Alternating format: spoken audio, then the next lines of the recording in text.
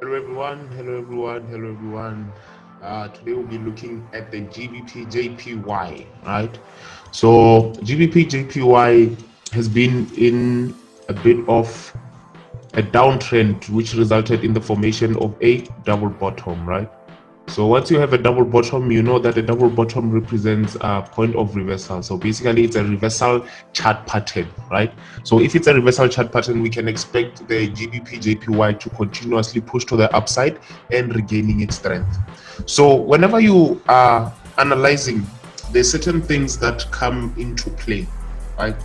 Things like this, they also come into play as well. This is called a tail, or you call it a shadow, or you call it whatever you call it, but this is what resulted, right?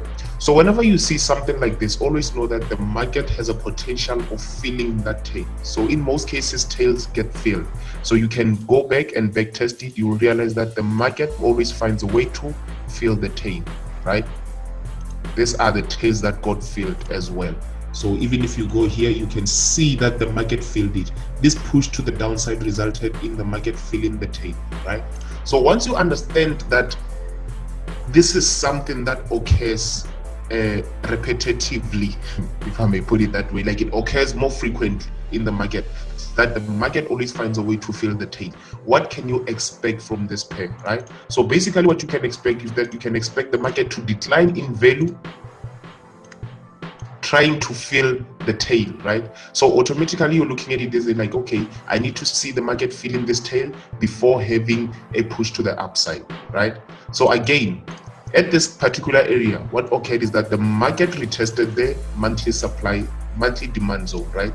So this is the first retest, market gave us a rejection. Second retest, a market gave us the rejection as well. So when the market was rejecting this monthly demand zone, what resulted is that it formed another monthly demand zone, right? So now the formation of another monthly demand zone, this one no longer plays part. We focused on the recent one, right?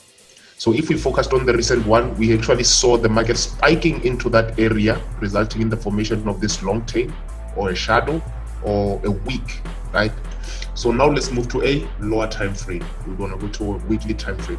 So when you go to a weekly time frame, again, you've got a monthly demand zone, you have a daily demand zone, a weekly demand zone, right? You got a monthly demand zone, you've got a weekly demand zone, which is an inner demand zone, right? So you can expect price to dip lower in hopes of retesting this key area before we have a potential push to the upside.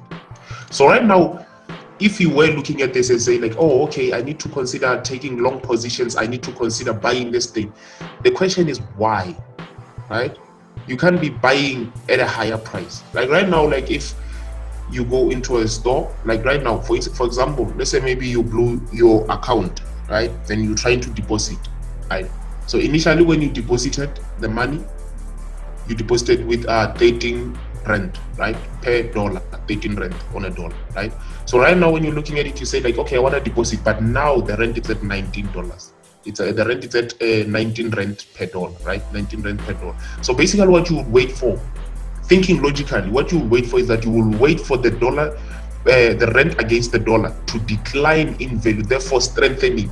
Therefore you'll be looking for a decline in the value of the rent as compared to the dollar, right? So now you'll be looking for, okay, give me a better price so that I can be able to deposit the money. It's always about giving me a better price, right?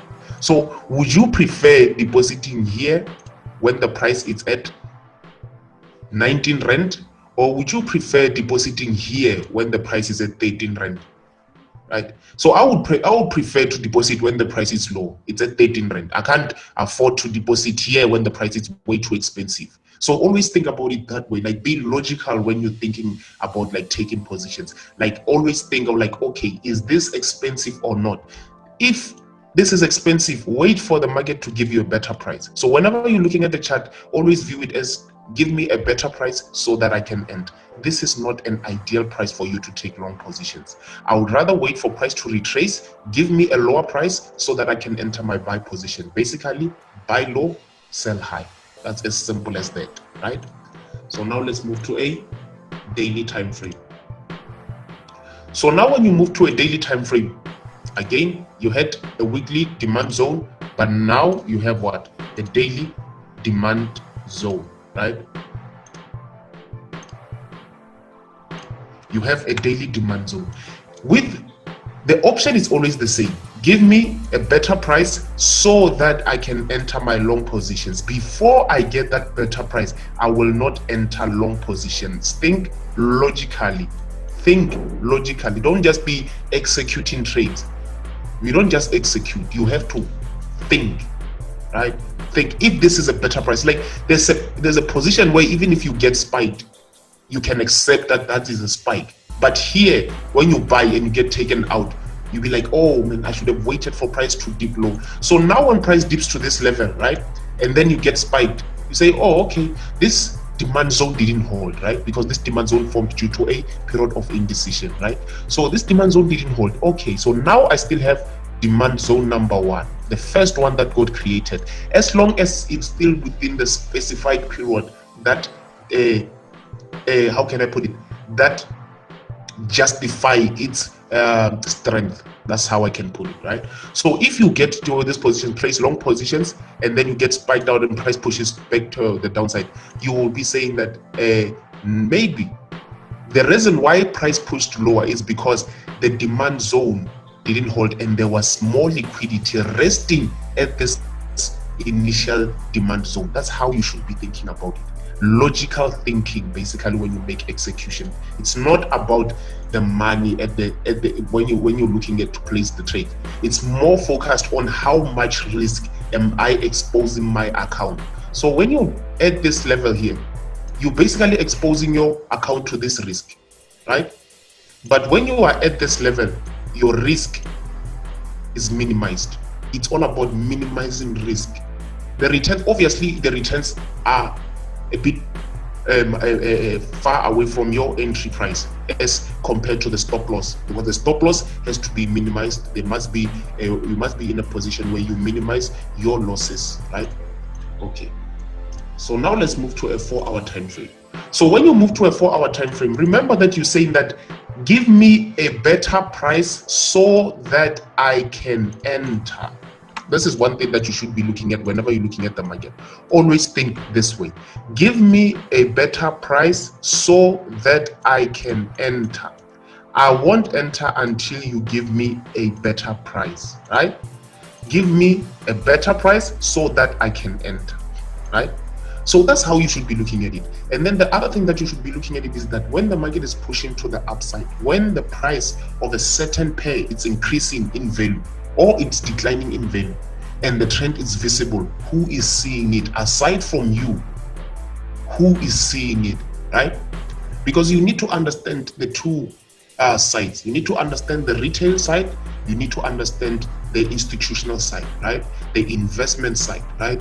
Remember, like I once did a live video where I explained the flow and the flow, right? How it's flowed, the information, the flow of information from investment banks to retail traders, right? Okay, so now when you're looking at it from this perspective, I'm looking for give me a better price. So would I be surprised seeing the market breaking above this area? No, I'm not surprised, right? The reason why I'm not surprised is because I know what's resting here. I know what's resting here, or at least I have an idea of what's resting here, right?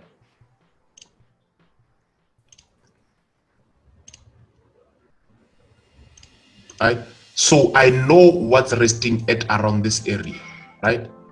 So at around this area, I have resistance 1, 2, 3. This is my 4th resistance. So what am I looking at? I'm looking for a potential spike to the upside, taking out early sellers, right? So after I get the early sellers taken out of the equation, right, then I'll be looking for potential shorting opportunities, pushing price to the downside, because there must be a retail induction, right? If there's no retail induction, you don't enter. There must be someone willing to provide you with the necessary liquidity to push price a bit further to the downside, right?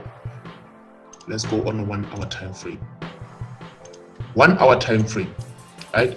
So when I go to a 1 hour time frame, looking at this, I initially took short positions, I think around here, but they were short-lived. I knew that they would be short-lived, but you know, like sometimes you just get into the market. I actually took short positions around this level here, broke even immediately as price pushed downwards, just to be on the safe side, right? Because retail induction is not yet complete. So now look at it from this perspective.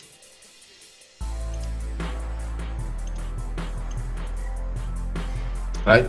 Seems like it's near completion, right?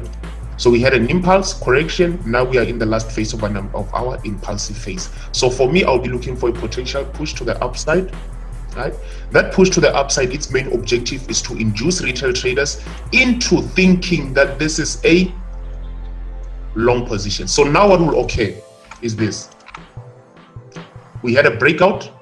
Now we're having a retest. We'll have a bit of a continuation because before the market declines in value. Remember that the retest generates liquidity before the market declines in value. So this is how I am looking at it. I've got resistance 1, resistance 2, resistance 3. Now I just need the market to take out all of them, and then after that you start looking for potential short positions, right? When this reversal formed, short positions were placed. At this area here, all of it here, these are short positions. This is their stop losses, retail trader stop losses, right? First taken out, right? Some are still resting here. So now you've got an area that consists of high levels of liquidity, right? This is a large liquidity pool. I'll be expecting a spike to the upside before I can consider taking any short positions on this pair. So if that doesn't occur, I will let it be. No need to enter a trade that doesn't go according to how I projected it to be, right? So I hope everyone is having an amazing day, right? I hope everyone is having a productive week as well.